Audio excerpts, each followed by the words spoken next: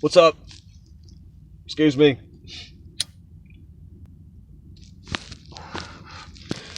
So I guess I should have done that before I started my video. I watched a couple of videos earlier. Girl was talking about dissociative identities.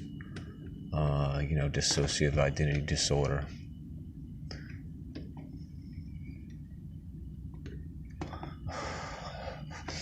And I've seen different kind of related, relatively, local related stuff.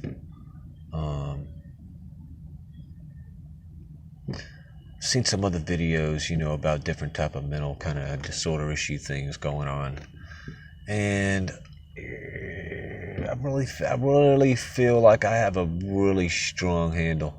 Like I would probably go so far as to say that I'm an expert on a lot of these issues, just because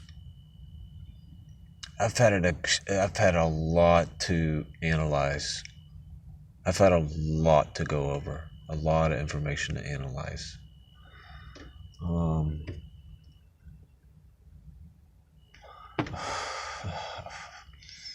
Here's the thing, I've been introspective from since I was a baby. Like one time, my mom recounted this story to me. I was like a super young kid. I can't remember exactly how old I was, but I was like 5 or something like that, like super young. You know what I'm saying? Like I was less than 7 years old. I was less than 7. I know for a fact I was less than 7. Less than 6. Could have been like 4 or 5 years old. But I had this, we were driving in the car, and my mom looked at me as we were driving, and she noticed that I had this really intense expression on my face as a small child. And she said, "Nick, what's wrong, honey? What's up? Why do you have such an expression on your face?" And I said to her, this is a story she recounts to me. My response to her was, "Mom, there's darkness in my heart."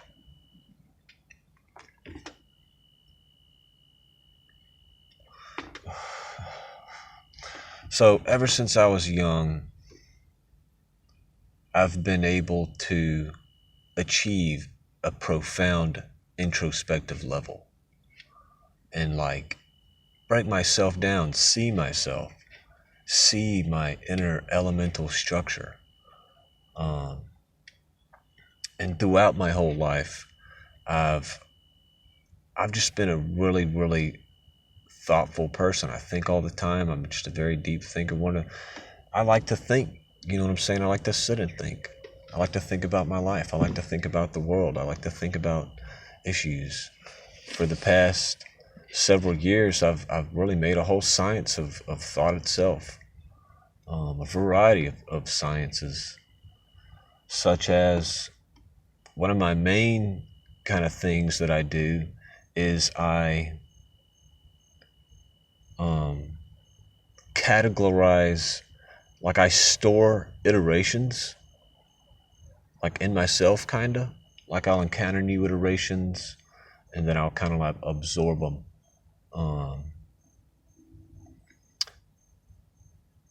I don't really see personality as valid. I don't really see any identity, any assertion of identity to me is inherently untrue. It's not valid. Any assertion of identity, I am this or that, beyond a functional sense, it's just completely invalid.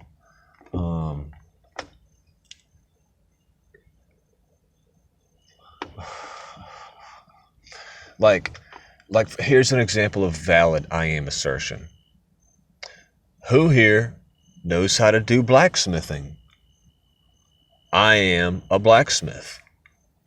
That's a valid assertion, assuming you can also, follow the qualifications of, being a good blacksmith or whatever. But some people these days, and just process this with me, okay? Don't freaking explode in your brain and let brain chemicals shoot through your brain and cut off any type of like deeper or like longer bandwidth thought stream. Just like try and stay with me. Right, be open-minded, okay? But I think that a lot of these gender-centric identities, or these identities that are based on a sexual role, I think that's completely absurd. I think they're invalid. I think to reform the self based on these types of perceived identities is absurd and invalid, and oftentimes dysfunctional.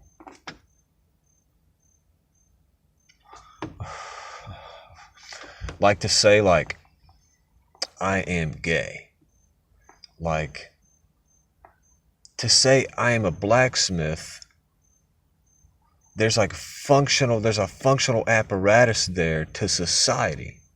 You see what I'm saying? Like it incorporates the blacksmith into the social network, because people understand that assertion of identity, and because they understand, and different people have needs, and so because it's like, I might need a blacksmith. This person says he's a blacksmith, so I'm going to employ him. You see what I'm saying? I'm going to patronize him. You know what I'm saying? I'm going to purchase his product or service, is what I'm saying. So that type of I am assertion, that type of identity is valid in a social context, because it creates social connectivity.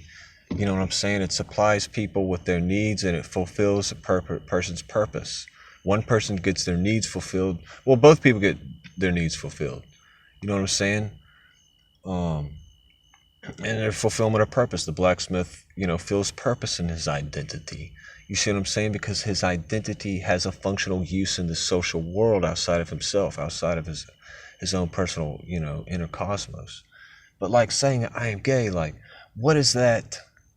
How does that really, what type of apparatus is that? You see what I'm saying? Like when you make an assertion, any type of assertion is going to have almost like an alchemical effect upon the group dynamic that you're making the assertion to.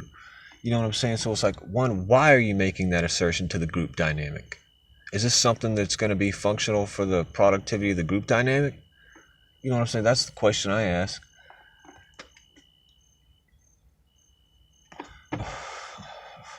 And see, group dynamics is another one of my big main sciences. I like to analyze groups in my mind and analyze, how group changes and initiation of the group, and, different types of roles in the group and different types of groups, how different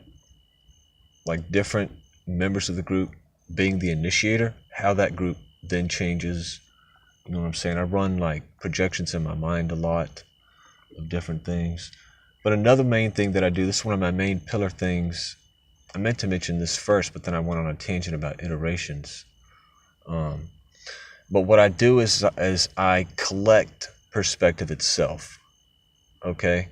So really, I almost like, what I really am, like a lot of people are like, I am gay, or I am non-binary, or they're just a normie, and they don't really assert any type of I am identity at all. A lot of people are just normies who don't assert an identity structure, like, I am this. You know what I'm saying?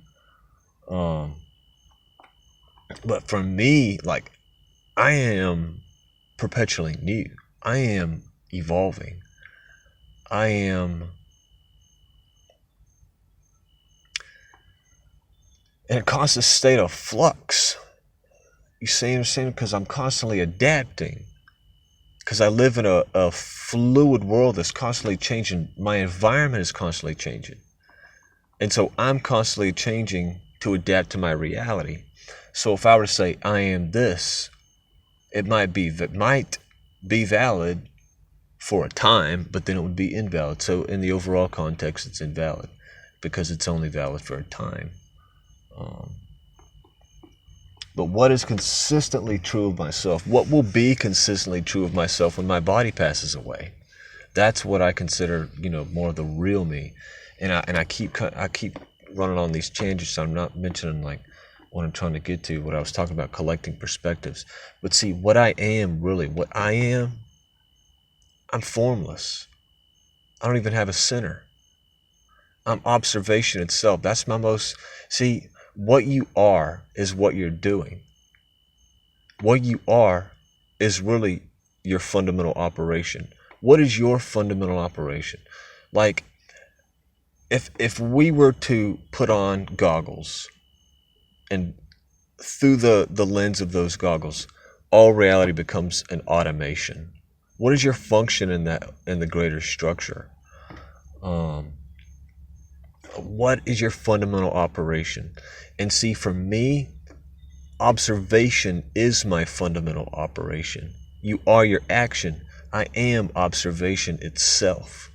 And I'm constantly adapting myself, reforming myself so that I'm more capable of facilitating broader perspectives, more efficient perspectives, more numerous perspectives. And then what I do is, as I collect perspectives, is I practice honing that reality tunnel. And while I'm in that reality tunnel, I also collect conclusions associated with that perspective. So as I collect perspectives, I also collect conclusions associated with those perspectives. But I don't necessarily like catch me at a certain time and I might be like, I am this, I'm this, I'm this, I'm this, I'm this. Catch me on another day and I'll be like, I'm none of that. Because I might be in that for the moment to experience that empathic level, to experience, if you want to say like on the ego level, so I can have like a personal understanding, so I can adapt like a projection, like a concept into a personal experience. You see what I'm saying? But I wouldn't like be that like, I am this forever. You know what I'm saying? But what I really am, what I am no matter what, because see, I've had out-of-body experiences. I've had a variety of out-of-body experiences. I've had lucid dreams, so I've entered like an inner landscape, an inner cosmos. It's total simulation, dream simulation, but I've also left my body, which I believe that's beyond a simulation created by the brain. I believe the fundamental center can actually relocate beyond the body itself, beyond the physical body. And it's wild. But I've done other things too. I've actually recentered myself into another body before. Those were some pretty, I've had a variety of experiences of that kind. Like one of my feats that I kind of like, I have done this. One of the things that like, I'm an occult philosopher. Here's one of the things that I've freaking done that's fucking real. I like to use the term sorcery. This is real freaking sorcery. I call it reverse possession. And I don't want to go into too many details because the particular entity that I performed reverse possession with, I kind of have like an intimate relationship with, so I wouldn't want to be so open, because that'd be insensitive. And I don't want to be like, blah, blah, blah, blah, blah, blah. I did this, I did blah, blah, blah. Because that would disrespect, the entity that I performed this procedure with.